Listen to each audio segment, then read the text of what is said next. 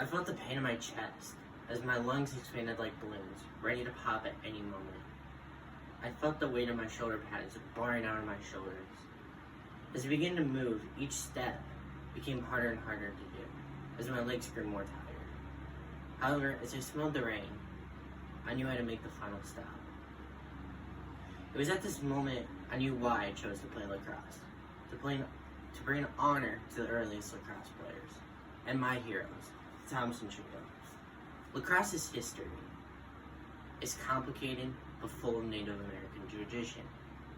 According to USA Lacrosse, the first game was recorded in 1630 by the French. The French named the game after a game played with a curved stick and a ball. However, modern-day lacrosse has its roots back from a game called Bagatoué, or the Creator's Game. This is an Iroquois tradition. They used it for religious purposes and military ceremonies. Before the game, or the day before the game, men would dance, and they would dress up their sticks with charcoal. Of course, if you were the French, you would put a white flag on it. The day of the game, they would play on a field between 500 yards and 5 miles. And then after the game, they would have a community feast and a nice dance to go along with it. And as the game grew in popularity, more and more Native Americans not only had to play their game with tradition and pride, but also in the eyes of the world.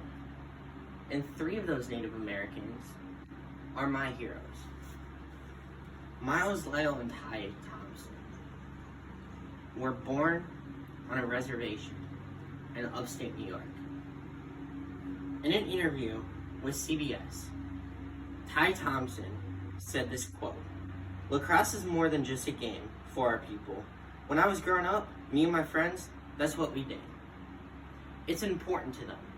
They grew up on the game, on tradition, and pleasing the Creator.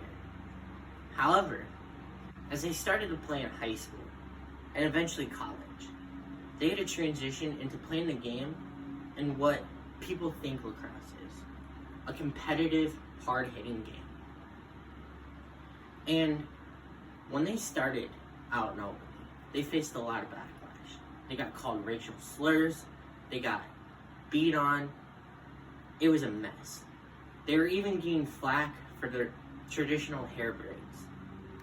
However, they used that negative energy and used it as motivation. They used that as motivation so well that they had more goals and assists than 50 Division I teams. 50. And when I looked up to them, I saw how they used this energy. They didn't cower in fear. They didn't hide. They used that energy in backlash to further their game and to prove everybody wrong. And eventually got to the point where 2 of them went pro because of that. And I looked up to them like that. They never backed down. And they always grew their game. And with the rich history of lacrosse and my heroes, after they facing their backlash, in the back of my mind, I had to power forward. And as the opposing team crept closer and closer to the goal, we realized that they had to take their final shot. And they took it. And as the ball moved closer and closer to the net, time slowed down more and more. And eventually our goalie, with the last remaining of his energy, knocked the ball out of the air. And with the smile that crept across my face, we all celebrated our win. However, not knowing that this was my last lacrosse game, I enjoyed it, thinking about next year.